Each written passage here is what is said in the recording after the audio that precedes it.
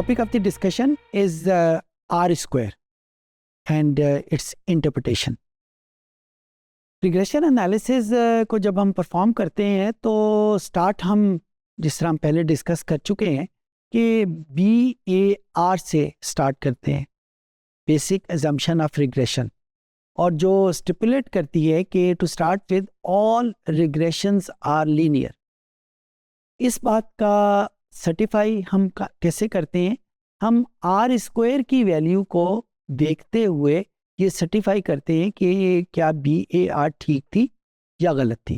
कि अगर इसकी वैल्यू 0.02 से ज़्यादा है तो हम ये कहेंगे कि हाँ ये वैल्यू ठीक है, लीनियर की जो एजम्पशन है वो ठीक थी.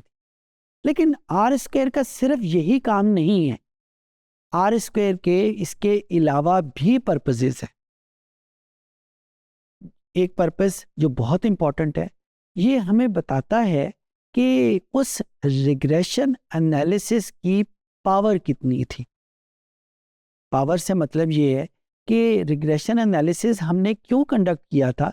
हमने इस वजह से कंडक्ट किया था कि हम डिपेंडेंट वेरिएबल को मेजर करना चाह रहे हैं इंडिपेंडेंट वेरिएबल की मदद से, और इंडिपेंडेंट वेरिएबल का रिग्रेशन हम यूज़ करेंगे, रिलेशनशिप हम यूज़ करेंगे उसको डिपेंडेंट वेरिएबल की मेजरमेंट पे. लेकिन इसमें एक बहुत इंपॉर्टेंट बात है कि ये जो इंडिपेंडेंट वेरिएबल है, ये डिपेंडेंट वेरिएबल को किस हद तक मेजर कर सकता है. क्या ये उसको 100% कंप्लीटली मेजर कर रहा है, या ये 80% तक मेजर कर रहा है, या 60% तक मेजर कर रहा है. मैं इसकी मिसाल आपको देता हूँ. नाइफ सी एग्जाम्पल है. चाय के जायके के ऊपर हम बात कर रहे हैं. चीनी एक बहुत इंपॉर्टेंट रोल प्ले करता है चाय के जायके को बनाने में. लेकिन क्या सिर्फ चीनी चाय के जायके को बनाती है? और भी तो कंपोनेंट है ना. चाय में दूध होता है, चाय में चाय की पत्ती होती है, चाय में पानी का टेम्परेचर होता है, चाय की गर्माइश होती है. ये सारे कंपोनेंट हैं ना जो चाय के जायके को डेवलप करते हैं. हाँ, हम ये कह सकते हैं कि chini is one of the most important component for the taste of the tea. लेकिन ये कंप्लीट तो नहीं है ना. तो फिर हम ये देखेंगे कि जो चीनी है क्या 20% कंट्रीब्यूट करती है उस चाय के जायके को, क्या 30% कंट्रीब्यूट करती है. यानी हमारे पास कोई मेथड होना चाहिए कि जिससे हम ये देख सकें कि डिपेंडेंट वेरिएबल की वैल्यू को जो इंडिपेंडेंट वेरिएबल है वो किस हद तक कंट्रीब्यूट कर रहा है. एक और एग्जांपल लेते हैं. हम अक्सर कहते हैं कि टीचर की एफर्ट रिफ्लेक्ट होती है स्टूडेंट के मार्क्स में. टीचर ज़्यादा एफर्ट करे, स्टूडेंट के बेहतर मार्क्स आते हैं. टीचर कम मेहनत करे, स्टूडेंट के कम मार्क्स आते हैं. लेकिन क्या टीचर की एफर्ट ही एक कंट्रीब्यूटर फैक्टर है for the performance of the student? ऐसा नहीं है ना. बहुत सारे और फैक्टर भी मौजूद हैं. स्टूडेंट की अपनी मेहनत है, स्टूडेंट के पेरेंट्स का उसमें रोल है, स्टूडेंट जहाँ पे रहता है उस चीज़ का उसमें रोल है, और बीसियों किस्म के फैक्टर इस सारी कैलकुलेशन में आ जाते हैं. हाँ, हम ये ज़रूर इंटरेस्टेड हो सकते हैं कि टीचर की एफर्ट का स्टूडेंट की परफॉर्मेंस में क्या 20% रोल है, क्या 10% रोल है, क्या 60% रोल है, या 100% रोल है. तो ये सारी कैलकुलेशन हम करना चाहते हैं जब हम डिपेंडेंट वेरिएबल के लिए कोई इंडिपेंडेंट वेरिएबल सिलेक्ट करते हैं. ये इंफॉर्मेशन हमें आर स्क्वायर देता है. सो आर स्क्वायर की वैल्यू हमें पावर ऑफ द रिग्रेशन बताती है. और पावर किस टर्म में मैं बात कर रहा हूँ? पावर इस टर्म में बात कर रहा हूँ कि जिस इंडिपेंडेंट वेरिएबल को हम चूज कर रहे हैं वो वेरिएबल उस डिपेंडेंट वेरिएबल को किस हद तक मेजर कर रहा है. अगर वो 100% तक मेजर करेगा तो हम कहेंगे ये रिग्रेशन बहुत पावरफुल है. अगर वो कम परसेंटेज तक मेजर करता है तो हम ये कहेंगे कि ये लेसर पावरफुल. अगर आप स्क्रीन के ऊपर देखें तो आपके सामने SPSS का एक रिग्रेशन का आउटपुट नजर आ रहा है. उस रिग्रेशन में डिपेंडेंट वेरिएबल हमारे पास फ्यूल एफिशिएंसी है, इंडिपेंडेंट वेरिएबल मेरे पास हॉर्स पावर की वैल्यू है। और ये जो डेटा फाइल मैं यूज़ कर रहा हूँ, अगर आप इसके स्क्रीन के सर पे देखें तो यहाँ पे आपको उसके डेटा फाइल भी नज़र आ जाएगा। कार सेल डेटा फाइल का नाम है, तो ये भी आपको नज़र आ जाएगा। तो कार सेल के हवाले से मैंने ये 2 वेरिएबल चूज़ किए, रिग्रेशन एनालिसिस किया। टेबल नंबर 2 में मुझे आर स्क्वायर की वैल्यू नज़र आ रही है जो कि 0.374 है।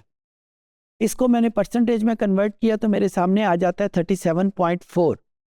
तो इसका मतलब क्या हुआ कि जो हॉर्स पावर की वैल्यू है एक गाड़ी की एफिशिएंसी को 37.4% तक मेजर कर सकती है।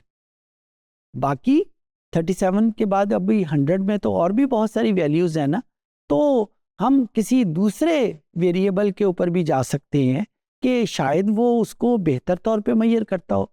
लेट्स सी, मैं यहाँ पे एक और वैल्यू है, हम यहाँ पे रिग्रेशन, और रिग्रेशन में मैं लीनियर करके इस हॉर्स पावर की जगह मैं उसका जो विड्थ का कंपोनेंट है उसको शामिल कर लेता हूँ।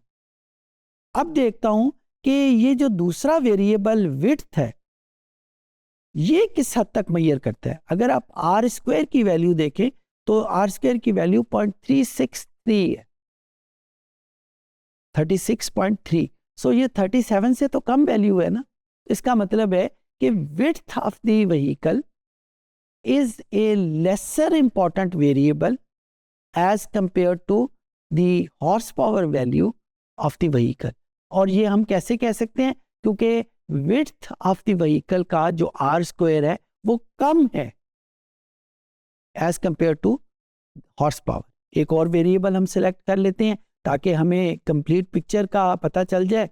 हम यहाँ पे विड्थ ऑफ द व्हीकल की जगह इंजन साइज को देख लेते हैं, उसको शामिल करते हैं। अब यहाँ पे देखें आर स्क्वायर की वैल्यू क्या हमारे पास आई है 0.540, और इसको परसेंटेज में करें तो 54 बनता है। तो this 54 is much higher than both width and horse power. So इससे हम क्या नतीजा निकालेंगे कि ये जो इंजन साइज है गाड़ी की एफिशिएंसी को मेजर करने के लिए बेहतर वेरिएबल है as compare to both of the horse power and width of the vehicle. और ये सारे फैसले, ये सारी इंटरप्रिटेशन हम कहाँ से कर रहे हैं, हम आर स्क्वायर को यूज करते हुए कर रहे हैं। सो आर स्क्वायर वो यार्डस्टिक है, आर स्क्वायर वो वैल्यू है जो कि हमें ये बताती है कि कोई वेरिएबल कितना इंपॉर्टेंट है और कोई वेरिएबल कितना इंपॉर्टेंट नहीं है, किस वेरिएबल को मेजरमेंट के लिए यूज करना चाहिए, किस वेरिएबल को मेजरमेंट के लिए यूज नहीं करना चाहिए। मुख्तलिफ किताबों में इसके यार्डस्टिक भी बने हुए हैं। सोशल साइंस के लिए आम तौर के ऊपर जो वैल्यू यूज होती है वो ये है कि अगर आर स्क्वायर की वैल्यू 0 और 40% के दरमियान में है तो हम ये कहेंगे कि ये वीक इंडिकेटर है, और अगर ये 40 और 60 के दरमियान में है तो हम ये कहेंगे ये मॉडरेट इंडिकेटर है, और 60 से बियॉन्ड हम ये कहेंगे कि ये स्ट्रॉन्ग इंडिकेटर है। तो यहाँ पे फॉर एग्जांपल अगर मैं ये देखूं ये जो इंजन साइज एक इंडिकेटर के तौर पे इसकी वैल्यू 54% है, तो it's a moderate indicator to measure the fuel efficiency. लेकिन अगर मैं बात करूं हॉर्स पावर की या विड्थ ऑफ द व्हीकल की तो ये वीक इंडिकेटर है for the measurement of fuel efficiency. I hope I could make my self understood.